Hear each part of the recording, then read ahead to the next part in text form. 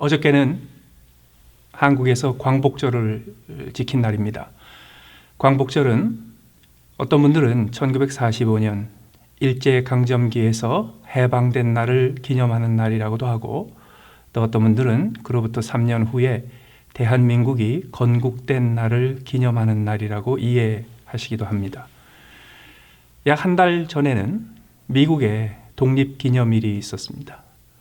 미국의 독립기념일은 영국의 식민지 하에서 처음으로 미국의 독립을 선언한 날을 기념하고 있습니다.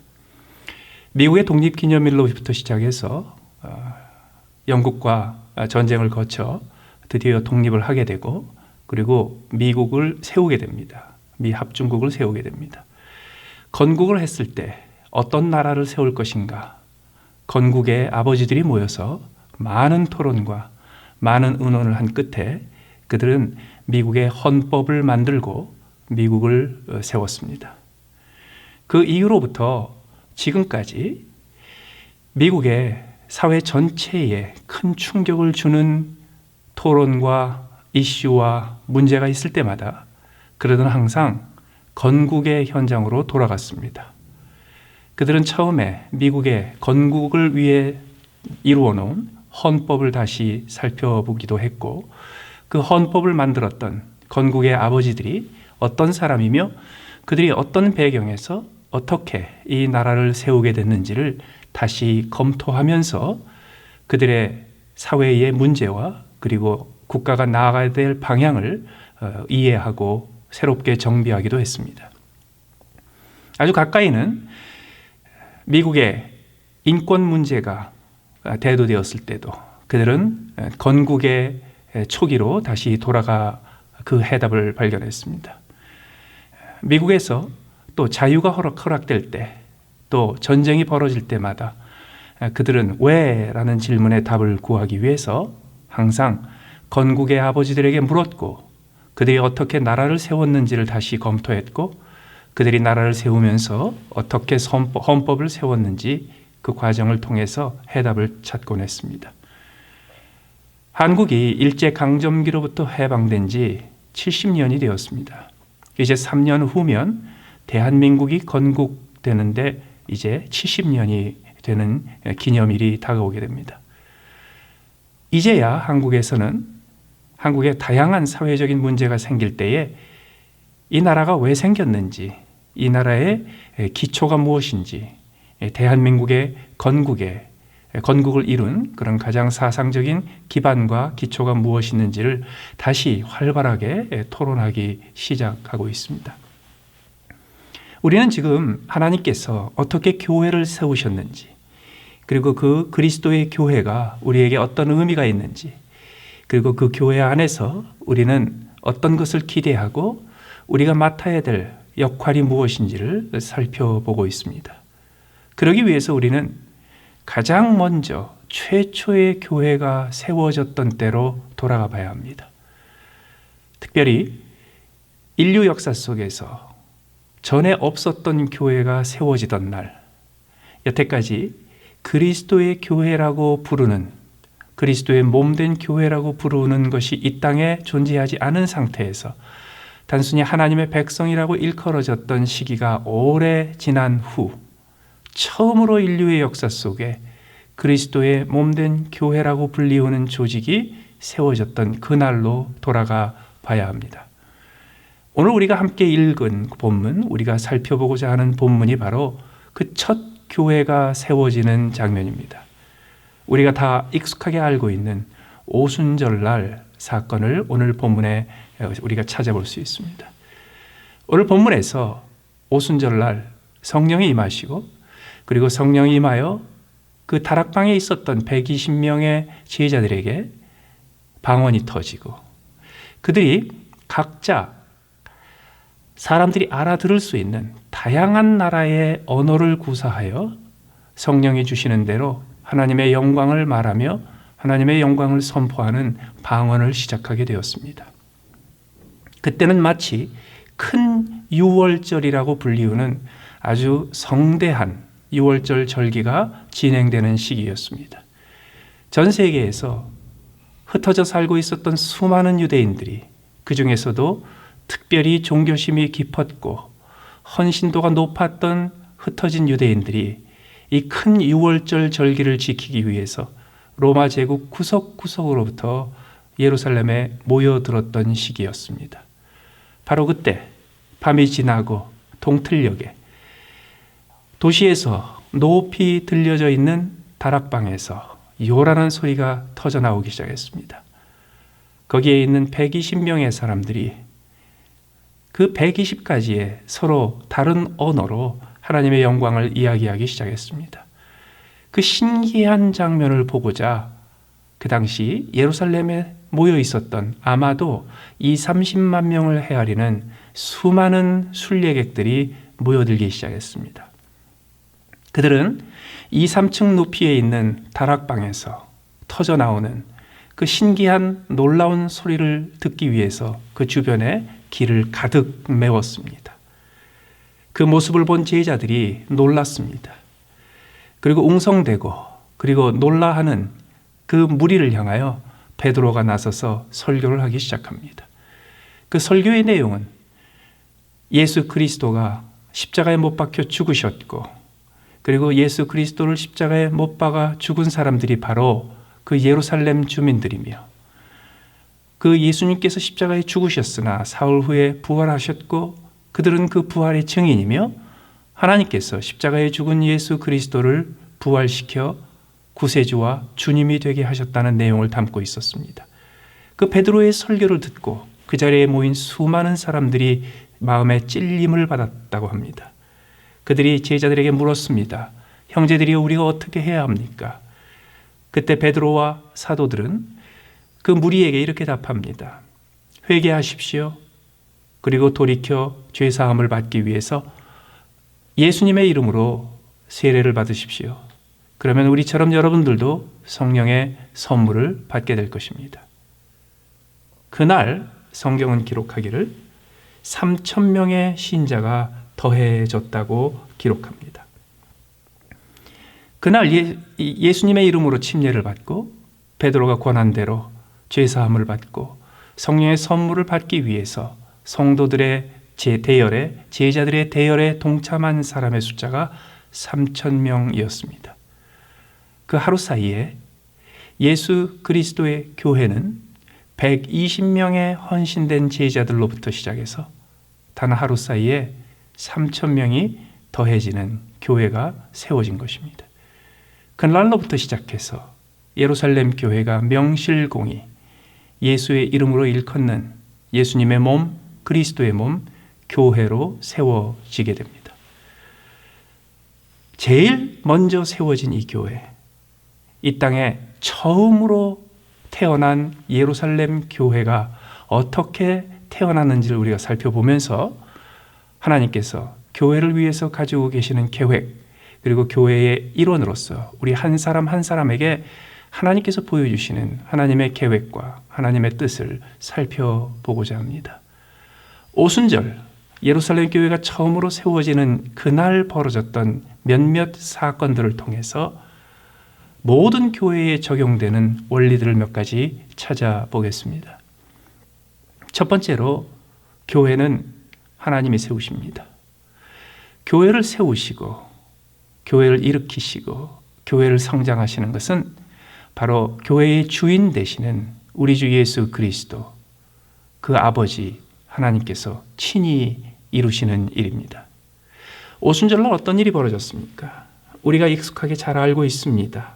그날 처음으로 성령이 임하여 성령을 받은 제자들이 천하 각국에서 온 사람들이 이해할 수 있는 언어로 방언을 하기 시작했던 것입니다. 최초로 벌어졌던 이 방언의 사건을 본문에서 몇 가지 짚어볼 필요가 있습니다. 1절에 보시면 오순절날이 이미 이르매 그들이 다 같이 한 곳에 모였더니 호련히 하늘로부터 급하고 강한 바람 같은 소리가 있어 그들이 앉은 온 집에 가득하며. 우리는 흔히 설교자들로부터, 특별히 찬송가나 아니면 복음성가의 가사로부터 성령의 바람이라는 표현을 많이 듣습니다. 그러나 사실 성경에서 성령의 바람이라는 것이 등장한 적은 없습니다. 가장 비슷한 것은 바로 오늘 본문에 등장하는 2절에 등장하는 급하고 강한 바람 같은 소리입니다. 그들이 있었던 그 방에 바람이 불지는 않았습니다. 그런데 바람 같은 소리가 그 방을 가득 채웠다고 기록합니다. 더 나아가서 3절에 보시면 마치 불의 혀처럼 갈라지는 것이 그들에게 보여 각 사람 위에 하나씩 임하여 있다고 했습니다. 우리는 성령의 바람이라는 표현에도 익숙하지만 불같은 성령에도 상당히 익숙합니다. 그런데 그 불같은 성령, 그러면 우리가 흔히 떠올리게 되는 이 오순절날 그 자리에 그 광경에는 사실 불같은 성령이라고 일컬 수 있는 것이 등장한 적이 없습니다. 3절에 보시면 마치 불의 혀처럼 갈라지는 것들이 그들에게 보였다고 해요.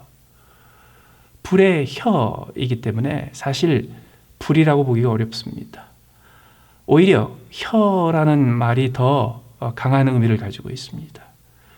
왜요? 나중에 나오는 방언이라는 단어가 바로 혀라는 단어와 동일한 단어이기 때문입니다. 그렇기 때문에 오늘 본문에서 성령이 임하였지만, 그러나 우리가 그냥 일상적으로 상식적으로 알고 있는 모습으로 임한 것은 아닙니다. 오히려 그런데 성령의 바람 또는 불같은 성령, 이런 것으로 그냥 넘어가는 것이 아니라 그때 성령께서 충만하신 후에 어떤 일이 벌어졌는지를 찾아보는 것이 훨씬 더 중요합니다. 성령이 말하게 하심을 따라 그들은 다른 언어로 말하기를 시작했습니다. 성경은 전 세계 각국으로부터 종교적인 경건한 유대인들이 모였다고 합니다. 그 각 지역에서 모인 사람들이 각 지역에서 사용하는 언어, 그 당시에 로마 제국 전역에서 공동으로 사용하고 있던 라틴어나 그리스어가 아닌 자기들의 고향에서 사용하는 자기들만의 언어로 120명의 제자들이 하나님의 영광을 선포하기 시작한 것입니다. 그곳에 모인 사람들이 이 장면을 보고 신기하게 여겼습니다. 그리고 그 말하는 사람들이 다 갈릴리 사람들이라는 사실도 알았습니다. 그런데 갈릴리에서 온 사람들이, 특별히 외국 여행을 해본 적도 없는 사람들이 각 사람이 난 곳 자기의 고향 방언으로 하나님의 영광을 이야기하는 것을 들은 겁니다. 거기에 명단이 나옵니다. 지역의 명단입니다. 바데인과 메데인과 엘람인과 메소포타미아, 유다와 갑바도기와 본도와 아시아, 부르기아와 밤빌리아, 애굽과 구레네, 리비아, 한마디로 로마 제국 전역을 다 포함하는 지명들입니다. 그들은 아마도 자기 지역의 고유의 사투리까지도 들을 수 있을 거라고 믿습니다. 그런데 이 모든 사람들이 각자 자기가 이해하는, 자기가 태어난 곳의 언어로 갈릴리 사람들이 이야기하는 것을 들으면서 12절에 보면 다 놀랐다고 말합니다. 당황했다고 말합니다. 서로 물었습니다. 이게 도대체 어떻게 된 일이냐? 그런데 그 중에 어떤 사람들은 제자들을 조롱하기도 했습니다. 이제 동이 튼 아침인데 이 사람들이 아침부터 술 마시고 취해서 저런다. 그럴 때 베드로가 나타나서 그게 아니라고 설명을 하고 그 이유를 설명하는 중에 예수님의 복음을 설교할 수 있는 기회를 얻게 된 겁니다. 하나님께서 왜 이와 같은 일을 하셨습니까? 하나님께서 왜 이와 같이 특별한 일을 하셨습니까? 그것이 하나님께서 하신 일이라는 것을 아무도 부정할 수 없게 입증하시기 위해서였습니다. 하나님께서 그 당시에 하셨어야 될 일이 무엇입니까? 이제 나사렛 사람 예수라고 일컫는 지도자를 중심으로 120명의 무리가 모여서 이제 하나님이 우리에게 구원의 길을 보여주셨고 하나님이 우리에게 생명의 구원의 말씀을 부탁하셨기 때문에 이제 여러분들은 예수 그리스도의 이름으로 죄사함 받고 구원받습니다라는 복음을 선포하기 시작합니다. 그 복음을 중심으로 교회가 세워집니다. 그런데 문제가 있습니다. 바로 이 당시를 기준으로 이미 100년, 200년 동안에 나라를 뺏기고 독립을 잃어버리고 제국의 속국이 되는 모든 정치적인 상황을 거치면서 사회가 불안한 가운데 수많은 유사 종교들이 일어났었습니다. 그렇기 때문에 그 당시 유대 사람들에게는 나사렛 예수를 따르는 120명의 집단도 그동안 수도 없이 일어났다가 사라져버린 수많은 유대교의 유사 종교에 불과했었습니다. 그 유사 종교들 중에서 어떤 종교는 거대하게 세력이 커져서 로마와 일대 격전을 벌일 만큼 강력한 정치적인 군사적인 세력을 형성하기도 했었습니다. 그들 중에 사상과 신학의 깊이가 충분히 깊었던 무리들은 백성들 전체에게 크게 영향을 미치는 사두개파와 바리새파를 만들어 수많은 제자들을 키워내며 유대교의 명맥을 잇는데 아주 큰 역할을 감당하기도 했었습니다.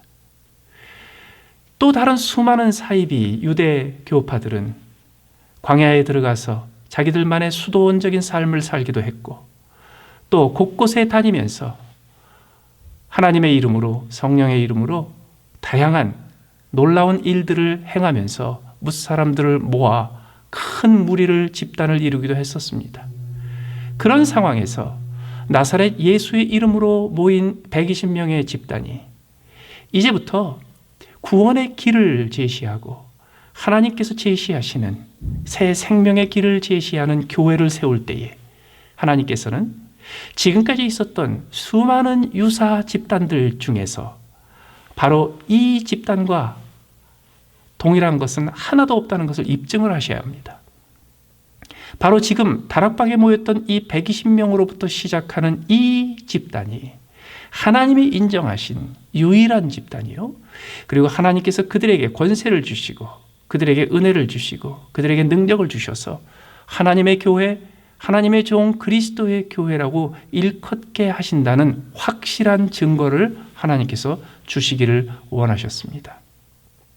하나님께서 어떻게 하셨습니까?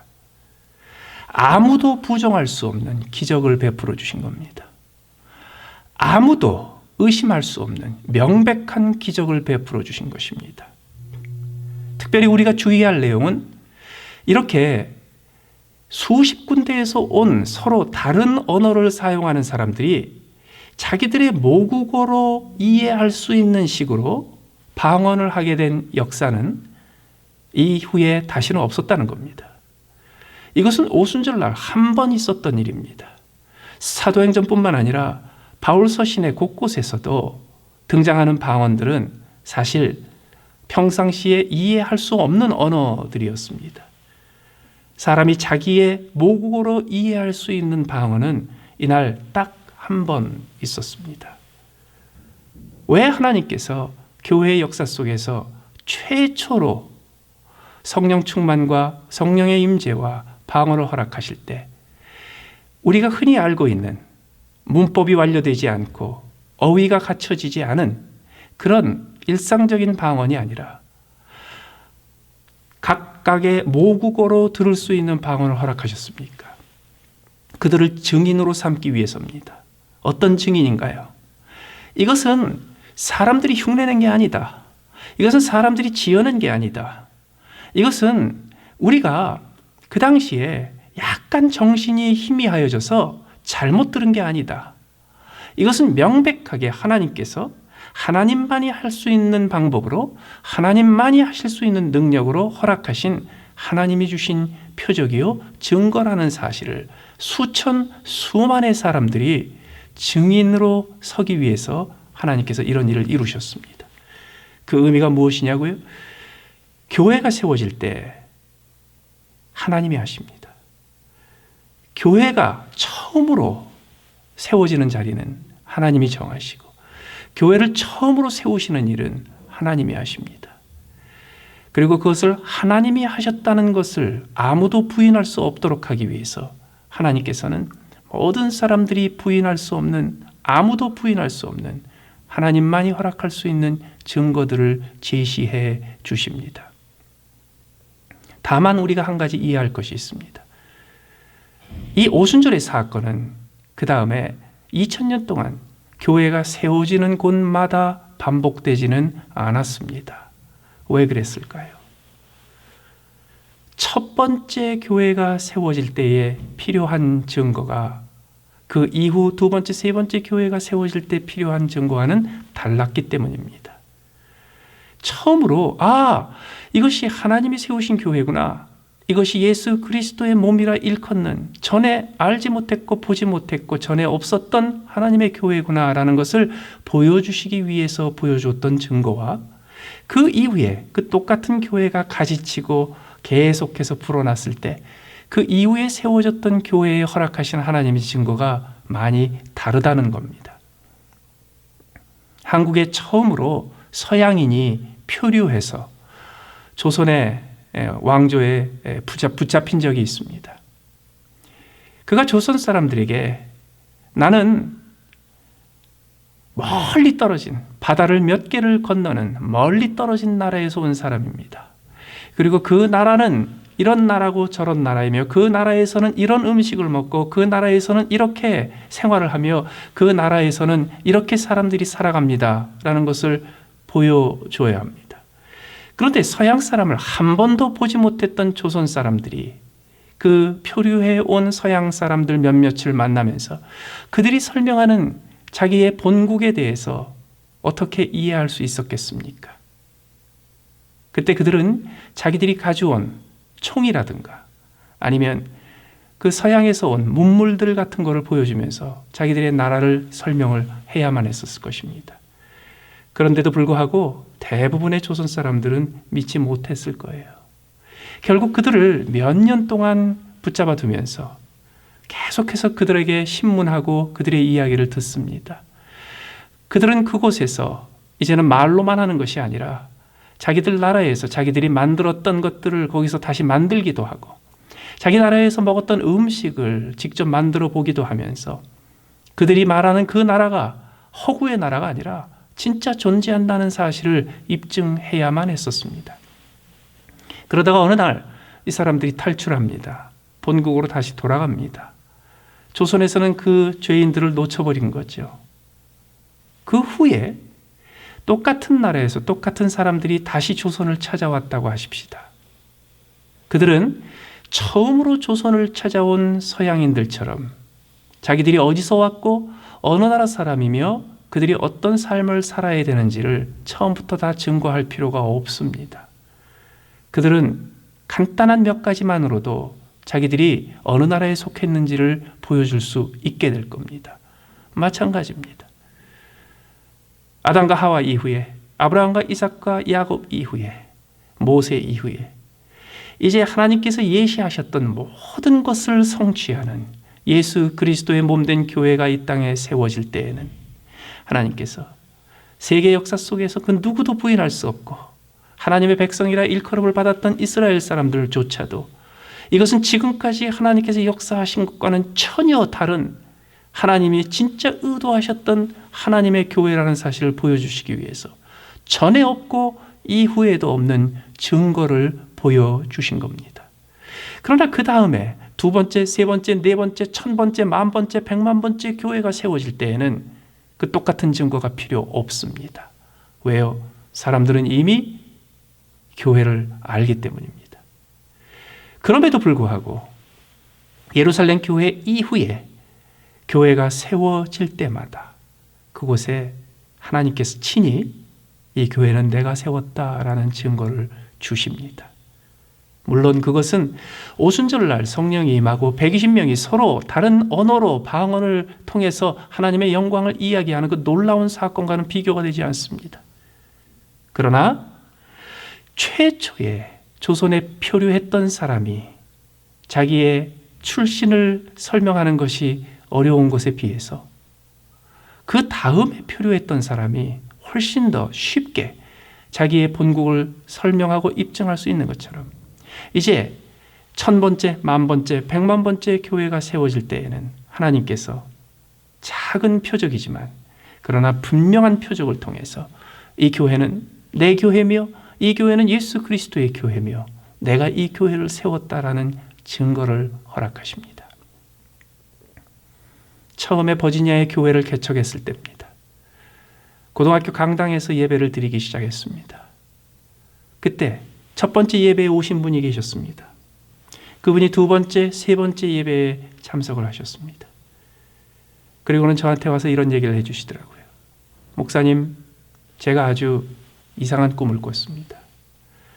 제가 이 교회에 오기 전에 사실은 꿈에서 아주 이상한 꿈을 꾸었기 때문에 이 교회를 왔습니다. 이 교회를 와서 보니까 바로 그 꿈이 맞더군요. 그래서 어떤 꿈인데요? 제가 오랫동안 신앙생활을 하면서 그동안에 몇몇 걱정이 되고 근심스러운 일이 생기고 시험에 드는 일이 있어서 교회 생활을 못하고 지냈었습니다. 그러던 어느 날 하나님께서 저에게 이상한 꿈을 하나 보여주셨습니다. 제가 늘 사모하고 존경했던 목사님이 제 꿈에 나타나셨습니다. 그분이 바닷가에 서 계셨습니다. 그 바다를 보고 계시는데 갑자기 먼 바다에서 배가 한 척 침몰을 했습니다. 배가 침몰하면서 그 배에서 탈출한 수많은 사람들이 파도에 밀리면서 바다에서 허우적대는 것을 보았습니다. 그때 그 해변에 서 있던 목사님께서 발을 동동 구르면서 어찌할 바를 모르고 있었습니다. 그때 어디서 나타나는지 어떤 젊은 사람 하나가 뛰어나와 바다에 뛰어들어 한 사람씩 한 사람씩 그들을 구조해내는 것을 보게 되었습니다.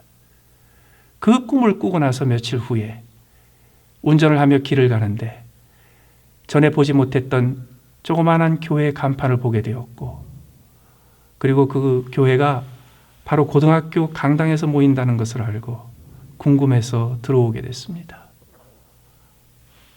그런데 첫날 예배를 드리는데 앞에 나와서 설교를 하시기 위해서 나오시는 목사님의 얼굴이 바로 그 꿈에서 보았던 얼굴과 똑같은 얼굴이었습니다. 이런 얘기를 어디 가서 많이 한 적은 없지만요. 그때 그 이야기를 듣고 등골이 서늘해지는 경험과 함께 역시 하나님이 하시는구나. 이것은 하나님이 이루신 일이구나. 하나님이 시작한 일이구나. 그리고 하나님께서는 이건 내가 한 일이다라는 것을 보여주시기 위해서 미리 증거를 준비해 놓으셨구나.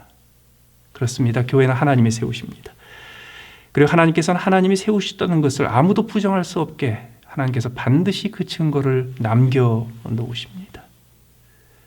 오늘 본문에 등장하는 이 오순절 사건에 가장 큰 두 번째 의미가 있습니다. 그것은 하나님께서 교회를 세우실 때 하나님께서는 그 교회가 땅끝까지 복음을 전하는 선교의 의무와 선교의 사명을 감당하는 교회로 의도하신다는 사실입니다. 예루살렘의 교회가 세워졌습니다. 그 예루살렘 교회는 어떤 교회였습니까? 궁극적으로 그 교회는 예루살렘 주민들을 주로 전도의 대상으로 하고, 그리고 그 예루살렘 주민들이 그 교회의 주로 교인이 되었습니다. 그러나 이 오순절날 벌어진 사건은 어떤 사건이었습니까? 그날 아침에 120명의 제자들이 아마도 120가지의 서로 다른 지역 언어를 통해서 하나님의 영광을 선포하는 자리에 그 모습이 궁금해서 그 아침 일찍 잠이 아직 덜 깬 상태에서 그 도시에 왔던 20-30만 명의 수많은 순례객들 중에서 엄청난 사람이 바로 그 앞에 모여들었습니다. 어떤 사람들이 모여들었을까요? 그들은 예루살렘 주민이 아니었을 겁니다. 예루살렘 주민들은 그 120명의 제자들이 이야기하고 있는 먼 곳에 있는 지역 현지어를 이해할 수 없었던 사람들이기 때문입니다. 20-30만 명의 순례자들이 빼곡하게 가득 차 있던 예루살렘 성 안에서 그 순례자들이 사실은 먼 외국에서 유대인으로 3대, 4대, 5대, 10대째 살고 있는 사람들로서 아마도 본국의 언어를 잘 모르는 사람들이었을 것입니다. 6월절 절기에 참석하고자, 종교적인 의무를 지키고자, 율법을 지키고자 예루살렘 성전에 모이기는 했지만, 그러나 그곳에서 통용되고 있었던 예루살렘의 유대인들의 표준어를 그들은 오히려 잘 이해할 수 없었을 겁니다. 그곳에 지내는 몇 주간 동안, 몇 달 동안 아마 언어적인 불편이 굉장히 많았을 겁니다. 그런데 어느 날 아침에 갑자기 귀가 시원해지는 자기 동네 말로 뭔가를 듣기 시작합니다. 그래서 모인 겁니다. 그곳에 모인 사람들이 어떤 사람이었겠습니까? 예루살렘 주민들이 아니었어요. 예루살렘 주변에 있었던 유대 사람들이 중심이 아니었었습니다. 그 지역의 말을 오히려 잘 못 알아들었던 사람들. 그래서 먼 곳에서 온, 타지에서 온 사람들, 그 사람들이 집중적으로 모인 겁니다. 하나님께서 교회를 세우실 때 그날 3,000명이 모여들게 하셨습니다. 그 3,000명이 모여들어서 세례를 받게 하셨습니다. 그 3,000명을 구원하시기 위해서 하나님께서는 아마 그 자리에서 몇만 명의 군중을 모으셨을 것입니다. 그 군중들은 어디서 왔습니까? 그 지역 사람들이 아니에요. 땅 끝에서 온 사람들입니다. 그러기에 예루살렘 교회가 세워졌을 때 120명의 제자들에게 더해졌던 첫날 등록되었던 3,000명 교인들은 사실 그 땅의 거주자들이 아니었습니다. 그들은 이제 몇 주가 되면 다 고향으로 돌아갑니다. 이제 한 달, 두 달이 지나면 다시 먼 여정을 떠나 자기의 고향으로 돌아갈 사람들입니다. 이 3,000명의 대부분이 이 복음을 듣고 예수의 이름으로 세례를 받고 죄사함을 받고 성령의 선물을 받고 그리고 자기 고향으로 돌아갑니다. 어떻게 됐습니까? 순식간에 3,000명의 선교사가 생긴 겁니다. 그렇습니다. 하나님께서 교회를 세우실 때 하나님께서는 지금 현재 그 자리에 모인 사람들보다 그 복음이 미쳐야 될 땅 끝에 있는 사람들을 염두에 두고 교회를 세우십니다. 하나님께서 지금도 어느 곳에 교회를 세우신지 하나님이 친히 세우시고 그것이 하나님의 교회라는 증거들을 허락하십니다. 그리고 또 한 가지 더하여 하나님께서는 교회를 세우시는 첫날부터 나는 이 복음이 땅 끝까지 전해지기를 원한다라는 사실을 보여주시기 위해서 하나님께서 표적을 주시고 증거를 주시고 하나님의 역사를 보여주십니다. 더 나아가서 성경은 그날 3,000명이 세례를 받고 신도의 수에 더해졌다고 합니다. 이 3,000명 중에서 고향으로 돌아간 사람들이 있겠지만 그 특별한 체험 때문에 오히려 자기의 고향으로 돌아가기를 포기하고 예수 그리스도의 이름으로 일컫는 이 새로운 교회에 정착한 사람들이 있었습니다. 어떤 사람들이에요? 그들이 바로 교회의 지도자들이었습니다. 나중에 7명의 집사가 세워집니다. 그 7명의 집사는 소위 헬라파라고 불리우는 사람들입니다. 그들은 예루살렘이나 유대에서 태어난 사람들이 아니라 그 예루살렘의 언어조차 불편했던 먼 곳 제국 곳곳에 흩어져 있었던 유대계 로마 시민들이었습니다.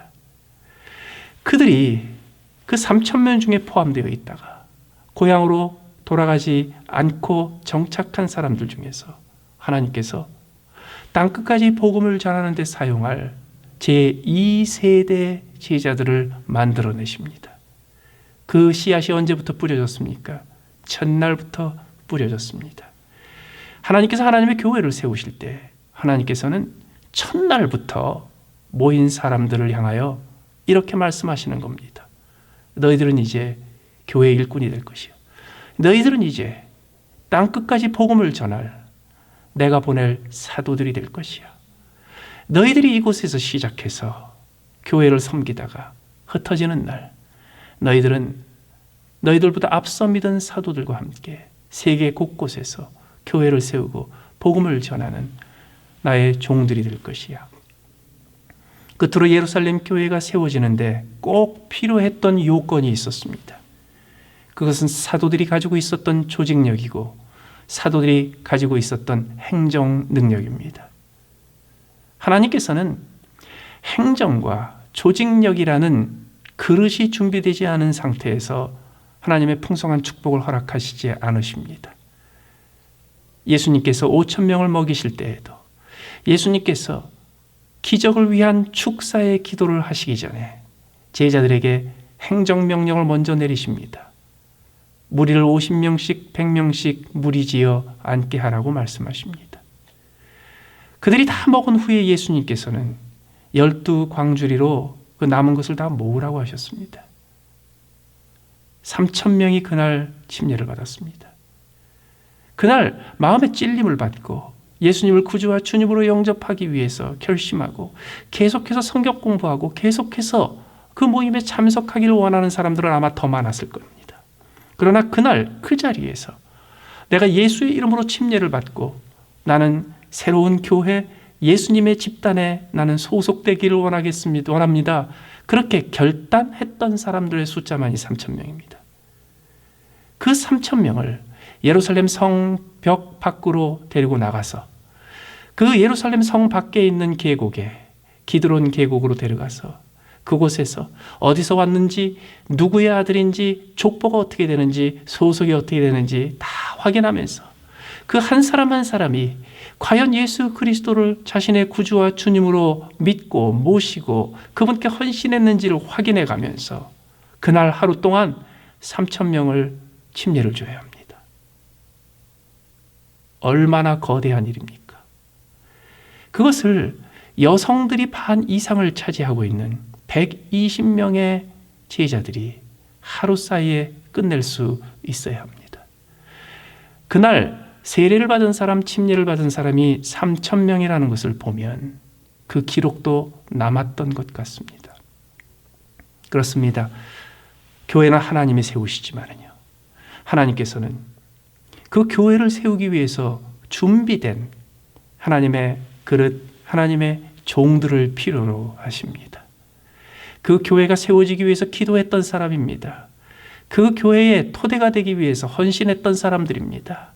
첫날부터 구원의 기쁨과 감격을 누리는 사람들을 보면서 그들을 종처럼 섬기기 위해서 준비된 사람들입니다. 이렇게 사람들이 준비되고 그들이 그저 무질서하게 몰려다니는 무리로서가 아니라 그날 3,000명을 효율적으로 일사불란하게 침례를 줄 수 있을 만큼 지휘체계와 질서와 협력의 수준과 일하는 수준이 갖추어진 하나님의 일꾼들이 준비됐을 때 하나님께서 그곳에서 하나님의 교회를 세워주십니다. 마지막으로 오늘 본문에 눈에 띄는 아주 드드러진 표현이 하나 있습니다.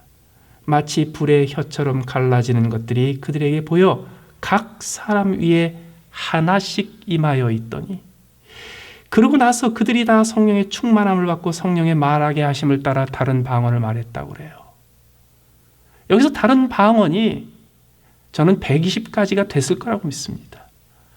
왜요? 불의 혀같이 보이는 것이 각자 머리 위에 있었거든요. 120명이 함께 모이는 곳에 커다란 불덩어리 같은 것이 하나 있는 게 아니라 불의 혀 같은 것이 각자의 머리에 있었다고요. 그러니까 자기가 가지고 있었던 혀로 그동안에 말했던 언어가 아니라 각자 머리 위에 임했던 성령의 불의 혀와 같은 혀가 그들에게 말할 것을 주었고 언어를 주었고 그들이 복음을 이야기하고 하나님의 영광을 이야기하고 하나님의 아들 예수 그리스도에 대해서 이야기할 수 있도록 만들어 주신 것입니다. 다시 말해서 베드로 한 사람의 설교가 아니었던 겁니다. 베드로 한 사람의 설교가 3,000명을 회개시킨 것으로 결론 지어서는 안 된다는 겁니다.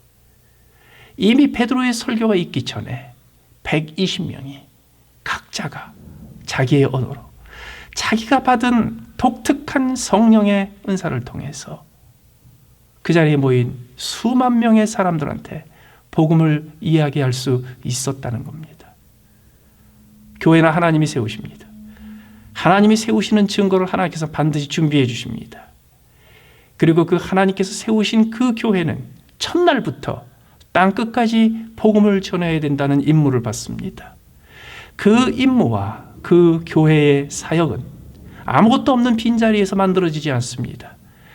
그 자리에 먼저 헌신된 사람들이 있어야 합니다.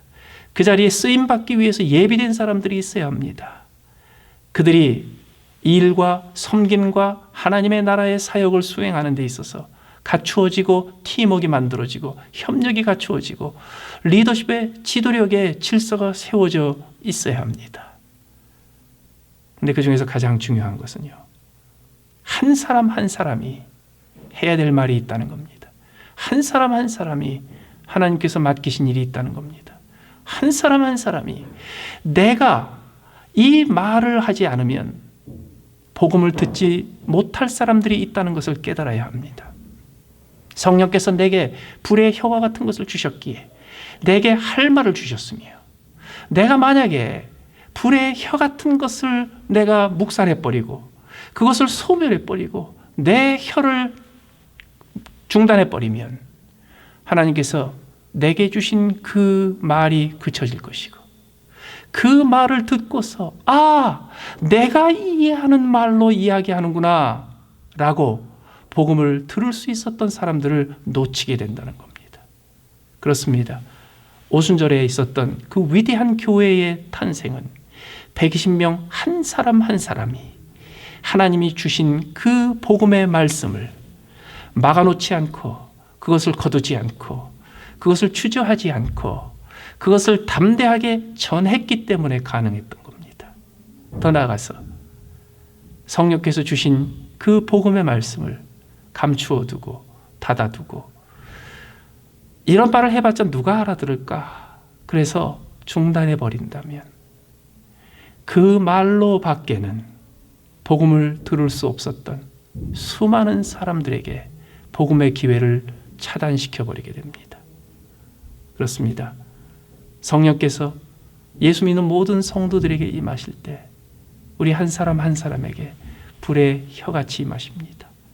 그렇기 때문에 우리 한 사람 한 사람 할 말이 있습니다.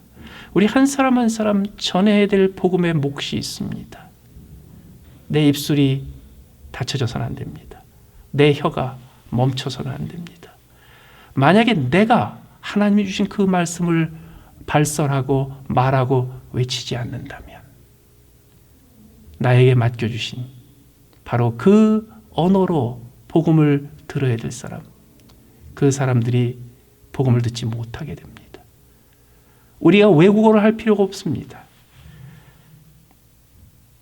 고통을 겪은 사람들을 종종 하는 이야기가 있어요.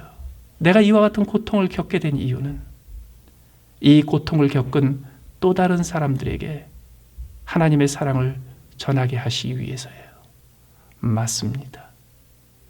자식 때문에 고통을 겪은 어머니는 자식 때문에 고통을 겪은 어머니만이 말해 줄 수 있는 언어를 이해합니다.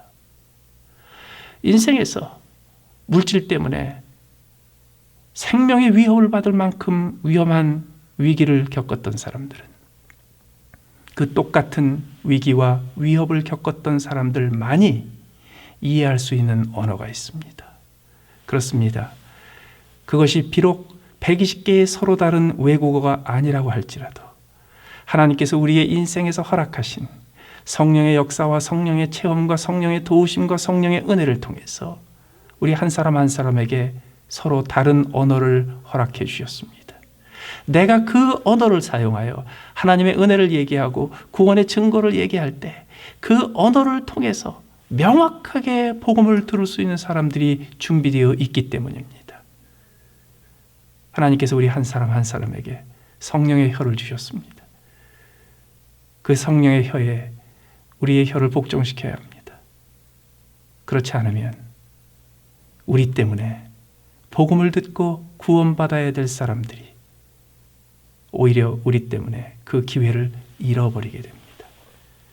하나님이 세우시고 하나님이 일으키시고 하나님이 만드신 교회에 하나님께서 예비하신 한 사람 한 사람, 감당해야 될 일이 있습니다. 그 한 사람 한 사람이 자기가 감당할 일을 감당하지 못하면 교회가 완성되지 못합니다. 교회가 계속해서 세워지지 못합니다.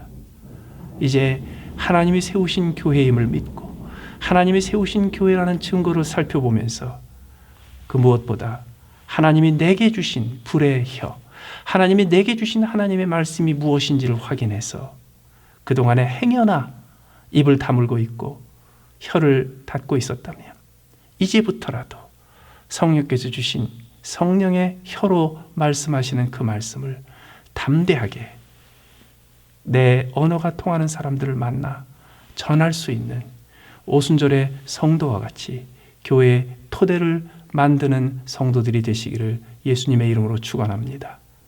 다 같이 기도하시겠습니다.